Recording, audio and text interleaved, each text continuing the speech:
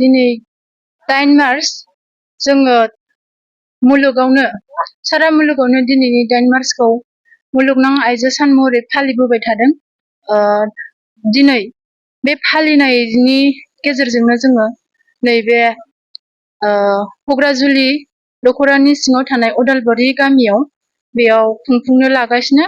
दा फुंबिलिनि मुंख्लंफोरनो बिबार बावनाय बे जानानै थांबाय आरो आफादनि फिरफिला बिरहोनाय बेबो जानानै थांबाय।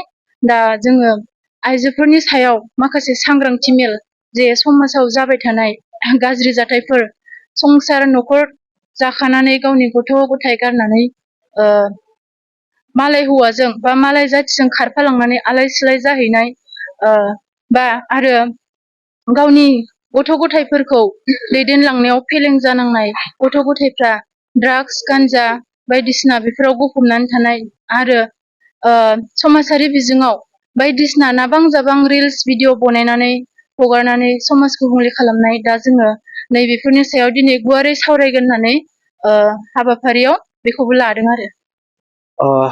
दिनै खोब गोजोनथाव 8 मार्च मुलुगनां आइजो सान। बे आइजो सानखौ मुलुगनां आइजो सानखौ लोब्बा लाखिनानै दिनै सनितपुर जिल्ला दुलाराय बर' फरायसा आफादा जिल्लानि सिङाव थानाय कक्राझुलि दख'रानि अदालबारि दालाइसा दुलाराय बर' फरायसा आफादनि मावख'आव दिनै दुलाराय बर' फरायसा आफादनि गोथार फिरफिला बिरहोनाय आरो बड'फा उपेन्द्रनाथ ब्रह्मनि सावगारियाव बिबार बावनाय लोगोसे मुंख्लंफोरनि खाम्फायाव बिबार बावनाय हाबाफारि बेखौ दिनै मावफुंबाय। बेजों लोगोसे सनितपुर जिल्ला दुलाराय बर' फरायसा आफादा फैबाय थानाय समफोराव सनितपुर जिल्ला दुलाराय बर' फरायसा आफादनि सिङाव आइजो माहारिफ्रा गोख्रों आरो सांग्रां जानांगौनि थाखाय जोङो मोनसे जर'खा सावरायमेल लादों। बे सावरायमेलनि गेजेरजों जोङो जोंनि ओनसोलनि सायाव गुवारै सावरायगोन। दा बाथ्राया बेनो, दिनै मुलुगनां आइजो सान फालिनाय, बे आइजो सान फालिनायनि गेजेरजों दिनै मुलुगनि आइजोफ्रा दिनै गोबां दावगालांबाय आरो मुलुगनि गुबुन गुबुन हादरनि आइजोफ्रा दिनै सोलोंथाइ बिथिं लानानै, गेलेनाय बिथिंखौ लानानै, बायदि बायदि हारिमुखौ लानानै, थुनलाइखौ लानानै दिनै गोबां गोख्रों। आरो बे समाव जोङो दुलाराय बर' फरायसा आफादनि जानानै बेखौनो मिजिंथिगोन जे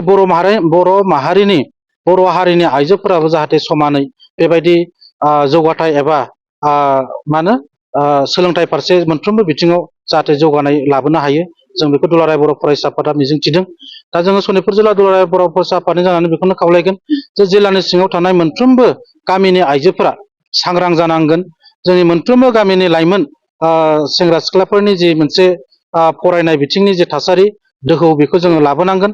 आरो बेनि थाखाय खामानि मावनांगौब्ला जोङो दुलाराय बर' फरायसा आफादा दिनै मेल मिथिं खुंनायनि गेजेरजों खालामबाल' जानाय नङा, बेयाव जोंनि आइजोफोरा मैखोमै बाहागो लानांगोन आरो आइजोफोरा जोंखौ मैखोमै हेफाजाब होनांगोन। अब्लासो जोङो जोंनि फैबाय थानाय बर' माहारिनि जि गेरेमसा हारि दानायनि सिमां बड'फा उपेन्द्रनाथ ब्रह्मनि, बेखौ जोङो मोगथां खालामनो हागोन। मानोना दिनै जोङो नुदों जोंनि लाइमोनफोरनि थासारिया मोजां नङा। दिनै खना खनला बबेबा दालां खनायाव, बबेबा औवा खनायाव, बबेबा लामा खनायाव जोंनि लाइमोनफ्रा दिनै समाज बेरेखा हाबा खामानियाव लोब्बा थानानै दिनै समाजनि बेरेखा खामानि मावगासिनो दङ। दिनै जोङो नुनो मोनदों ससियेल मिडियानि गेजेरजों जोंनि आइजोफोरनि जि थासारि, जोंनि लाइमोन हिन्जावसाफोरनि जि थासारि, बेयो मोजां नङा। दिनै गुबुन गुबुन जाथि जनगोष्ठिफोरजों थगायनानै लांखारजानाय, दिनै न'खर थाखानानै गुबुन मोनसे सिन्था खालामनानै न'खर सिफायलांनाय, बेबायदि थासारिखौ जों नुबाय थादों। नाथाय फैबाय थानाय समाव जुदि बेबायदि थासारिजों जोंनि बर' हारिया थाबाय थायोब्ला हयथ' जोंनि बर' हारिया लासिं सिं मोनसे पर्यायाव फैगोन आरो जोङो बयजोंबो सोंखारि जानाय मोनसे हारि जागोन।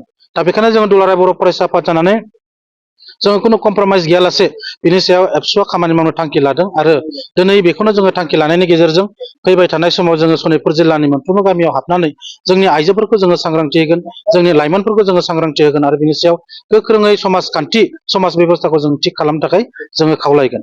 दा बेजों लोगोसे आङो बेयाव बुंनो सानदों, आइजो जौगानायनि बेलायाव दिनै मुलुगनि गुबुन गुबुन हादरनि आइजोफ्रा दिनै मोनफ्रोमबो बिथिङाव बाहागो लायो, गेलेनाय बिथिङाव, हारिमु बिथिङाव। नाथाय जोंनि बर' आइजोफ्रा दिनै गोबां बिथिङाव दिनै बाहागो लानो नागिरा, बा जोङो हानाय नङा, बा जोङो रोंनाय नङा, जों जानाय नङा, बेबायदि मोनसे नेगेटिभ साननायनि गेजेरजों जोंनि बर' आइजोफ्रा मालाबा फावसायनो नागिरो। दा जायनि थाखाय जोंनि आइजोफ्रा दिनै उन जानानै दङ।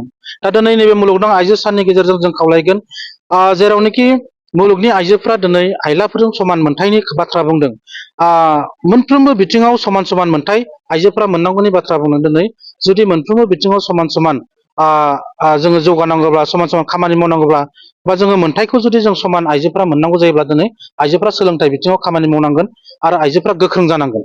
दिनै राजखान्थि बिथिङाव दिनै सांग्रां जानांगोन, समाजखान्थि बिथिङाव सांग्रां जानांगोन, सोलोंथाइ बिथिङाव दिनै आइजोफोराबो सांग्रांथि जानांगोन होननानै जोङो सानो।